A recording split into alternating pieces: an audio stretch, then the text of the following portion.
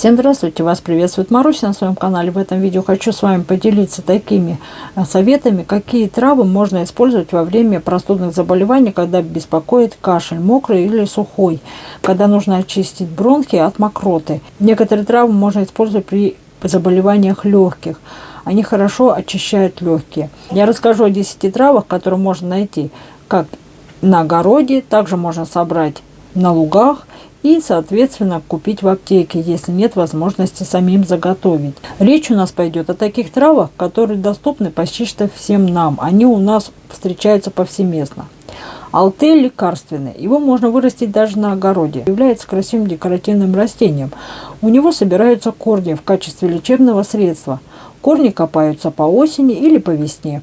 Корни можно заготовить и высушить, использовать в качестве лечебного средства при кашле. Можно купить в аптеке готовый сироп из корней алтея. Можно купить также алтей в таблетках. Это мукалтин. Эти таблетки очень старые, давно известные, и еще в советское время хорошим были лекарственным средством при кашле. Кстати, деткам их очень даже рекомендую, потому что они очень хорошо отводят мокроту и успокаивают раздражающий кашель. Еще одно хорошее растение, которое часто используется при лечении кашля, это солодка голая. У солодки голой собираются корни в качестве лекарственного средства. Можно купить в аптеке готовые корни и использовать в виде отваров. Корни солодки также являются хорошим средством лечебным от кашля для лечения бронхолегочных заболеваний. Его можно использовать в виде корней и делать отварчики, и использовать в виде сиропа. Кстати, сироп очень хорошо деткам давать, они хорошо его воспринимают. Сиропчик можно также купить в аптеке. Следующее растение, которое помогает при кашле, это девисил. Корни девисила собираются также осенью или весной.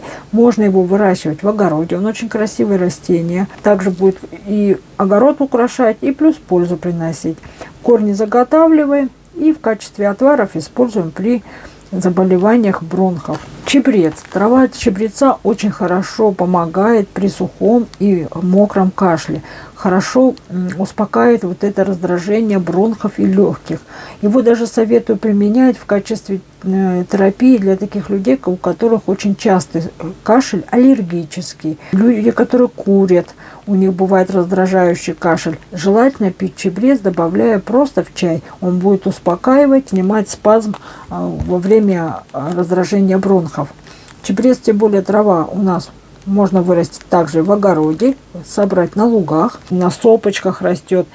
Чебрец также можно купить в аптеке, он везде продается и хорошо помогает при кашле. Также при кашле используем семена аниса. Они прекрасно помогают снимать раздражающий кашель. Деткам можно давать. Анис хорошо помогает при любом кашле. Хорошо отводит мокроту. Причем самое интересное, что он приятно пьется. У него ароматы и приятный отвар. Делается отвар из семян аниса, который хорошо помогает при раздражающем кашле. Мочемачиха – самая лучшая трава, которая справляется с самым тяжелым кашлем. Также используются и цветы, и листья мочемачехи. Очень хорошее средство. Заготавливайте, особенно по весне. Используйте в качестве лечебного средства. Мочемачеха действительно хорошее средство при кашле. Хорошим средством является душица, орегано. Вы можете его найти как на кухне в виде пряностей. Даже не нужно в лес ходить. Купите орегано. И вот вам, пожалуйста, душица. Или собрать душицу. Очень хорошо она очищает легкие. Душицу вообще нужно пить для того, чтобы очищать легкие. Особенно людям, которые работают на вредных производствах, курят, потому что она очень хорошо влияет именно на легочную систему. И снимает вот раздражающий кашель. Но лучше, конечно, такие травы, как душица, чебрец, мочемачиха, все-таки в совокупности пить. То есть делать, соответственно, комплект трав, тогда они работают вместе лучше. Еще одна трава, которую можно собрать во время летнего сезона на своих огородах, просто пропалывая грядки. Это мокрица. Мокрица – прекрасное средство, которое очищает бронхи, выводит мокроту, очень легко действует на бронхолегочную систему, не раздражающее. Ее можно заготовить во время летнего сезона. Хорошее средство. Пьется в виде настоев. Можно использовать также в чай добавлять. Фиалка трехцветная также встречается у многих на огородах в виде как сорняка. Хорошее средство, отхаркивающее, хорошее средство в лечении бронхолегочных заболеваний. Ее добавляют в лечение пневмонии. А вот в сочетании таких трав, как анис, солодка, также фиалка трехцветная, можно сделать отвары, которые хорошо при очень тяжелых бронхитных заболеваниях, когда вот очень тяжелый кашель, такой вот прям уже накопившейся мокроты, вот в сочетании эти 3 вида лекарственных растений дадут хороший отвар, который очистит бронхи и легкие. Его даже можно использовать при пневмониях. Очень хорошее отхаркивающее средство. Также хорошо помогают листья эвкалипта. Они не только защищают наш организм от всевозможного вредного вмешательства, но также и очищают, мягко очищают бронхи, успокаивают раздражающий сухой и мокрый кашель.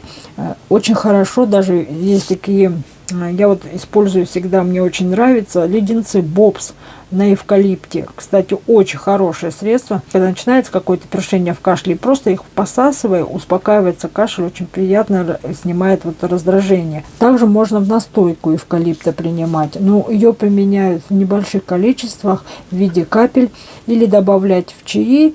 Также листья эвкалипта, они очень хорошо помогают снимать раздражающий вот этот кашель. Вот эти 10 растений, которые помогут снять вот этот вот раздражающий кашель, вывести мокроту, помогут вам облегчить дыхание, очистит вашу бронхолегочную систему.